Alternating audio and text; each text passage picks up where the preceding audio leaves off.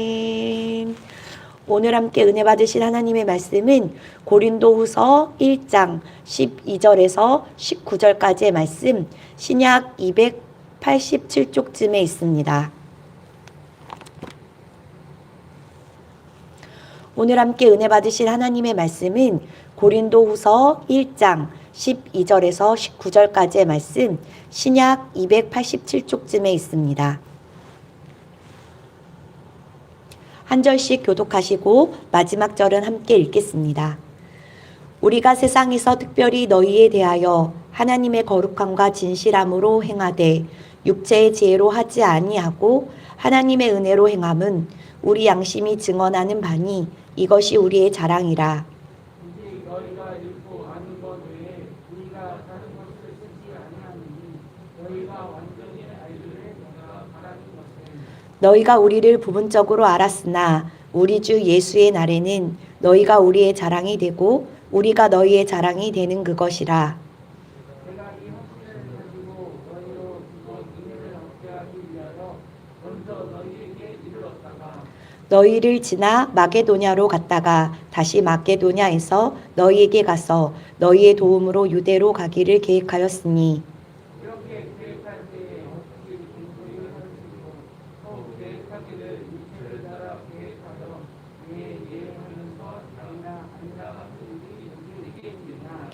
하나님은 미쁘시니라. 우리가 너희에게 한 말은 예하고 아니라 함이 없노라.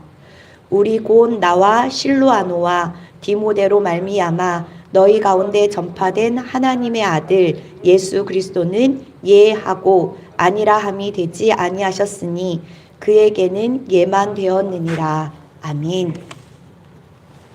하루의 첫 시간을 드리며 주님께 가까이 나아오는 사랑하는 성도님들을 주님의 이름으로 환영하고 축복합니다. 본문 말씀은 신앙생활이란 무엇인가 우리에게 정확히 말씀해주고 있는데요. 신앙생활은 육체의 지혜를 버리고 하나님의 은혜 안에서 거룩함과 진실함을 이루어가는 것이라 볼 수 있습니다.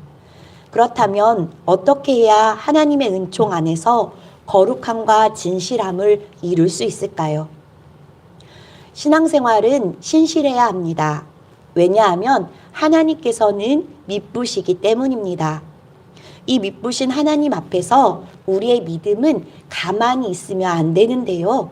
우리의 믿음은 날마다 자라나야 합니다. 이것이 바로 영적 성숙의 척도라 볼 수 있습니다. 오늘 본문 말씀 13절에서 14절까지의 말씀에 오직 너희가 읽고 아는 것 외에 우리가 다른 것을 쓰지 아니하노니 너희가 완전히 알기를 내가 바라는 것은 너희가 우리를 부분적으로 알았으나 우리 주 예수의 날에는 너희가 우리의 자랑이 되고 우리가 너희의 자랑이 되는 그것이라고 말씀하고 있습니다. 이 땅에서의 신앙생활은 언제나 부분적입니다.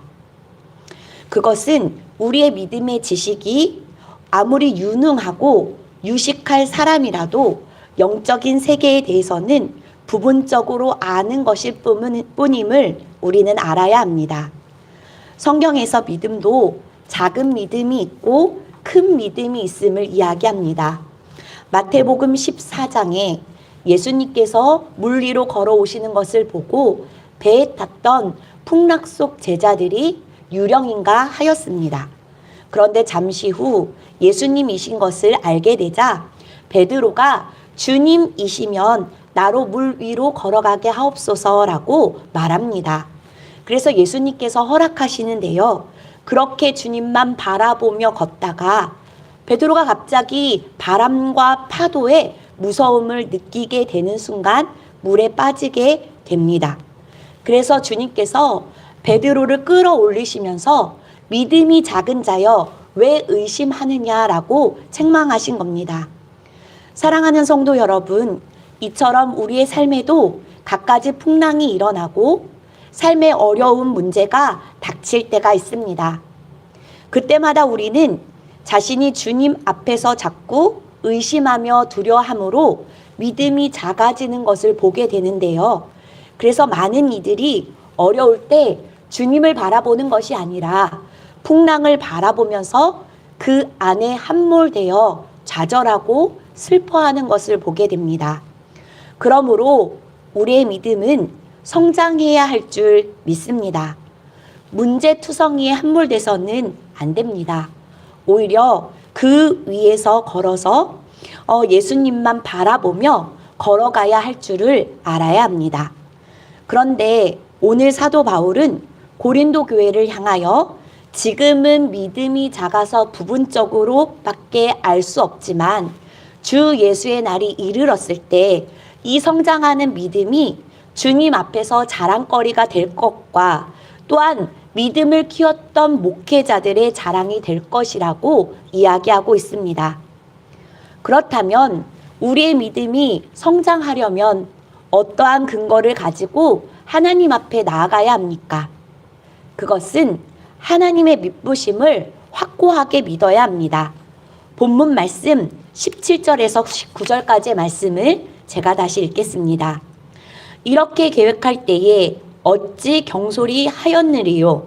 혹 계획하기를 육체를 따라 계획하여 예예 하면서 아니라 아니라 하는 일이 내게 있겠느냐? 하나님은 믿으시니라. 우리가 너희에게 한 말은 예하고 아니라 함이 없노라. 우리 곧 나와 실로아노와 디모데로 말미암아 너희 가운데 전파된 하나님의 아들 예수 그리스도는 예하고 아니라 함이 되지 아니하셨으니 그에게는 예만 되었느니라. 하나님의 약속은 얼마든지 그리스도 안에서 예가 되니 그런즉 그로 말미암아 우리가 아멘하여 하나님께 영광을 돌리게 되느니라고 말씀하고 있습니다. 많은 사람들이 하나님의 일에 동참하고 싶은 것이 꿈입니다. 하나님께 쓰임받고 싶어하고 인정받고 싶어하고 칭찬받기를 원합니다. 그런데 정작 어떻게 하면 하나님의 일에 동참하게 되는지를 잘 알지 못합니다. 그런데 오늘 사도 바울은 이 부분을 분명하게 말하고 있습니다. 하나님의 일은 먼저 육체를 따라 계획하는 것을 버리라는 겁니다. 육체의 계획을 따라서 모든 것을 만들어 놓고 하나님의 신령하는 일에 예라고 말할 수 없다는 것을 분명히 해야 합니다. 하나님의 사람이 하나님께 쓰임 받을 때 항상 육체의 계획을 버리고 하나님의 믿으신 신실하심을 믿는 믿음을 취하는 것으로부터 예하는 겁니다. 그렇습니다. 하나님의 일에는 아니요가 없습니다. 하나님의 명령의 말씀에 아니요 한다는 것은 그 사람이 이미 육체적인 생각과 계획을 가지고 있기 때문입니다. 왜 아멘이라는 예가 나오지 않을까요? 오늘 말씀은 그 사람이 하나님의 믿으심을 믿지 않기 때문이라고 분명하게 지적하고 있는데요. 하나님의 신실하심의 역사를 믿지 않는 겁니다. 그러므로 사랑하는 성도 여러분, 하나님의 일 앞에서, 교회 일들 앞에서 먼저 하나님의 신실하심의 믿으심을 믿으시기 바랍니다. 하나님은 실수하지 않으시며 하나님은 우리를 버려두지 않으십니다. 우리가 이 사실을 믿기만 하면 우리의 입술에는 예라는 아멘이 자연스럽게 흘러나올 줄 믿습니다. 기도하시겠습니다. 하나님, 매일 하루의 첫 시간을 주께 드리며 주님께 가까이 나가게 하시니 감사합니다. 주님이 없이는 아무것도 할 수 없는 우리들을 긍휼히 여겨주셔서 오늘도 우리의 삶을 다스려 주옵소서. 입으로 주여 주여 고백하면서 보암직하고 먹음직하고 자랑거리가 될 만한 것에 마음을 빼앗길 때가 많습니다.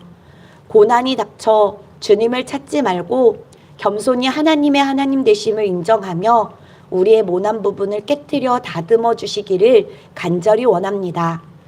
주님께 엎드려 기도하는 자리가 하나님의 도우심으로 나 자신이 먼저 변화되는 기도의 자리가 되게 하옵소서.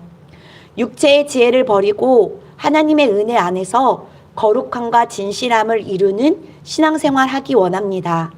하나님의 믿으심을 확고히 믿는 믿음 주시고 상황을 바라보지 말고 우리를 인도하시는 예수님만 바라보게 하옵소서.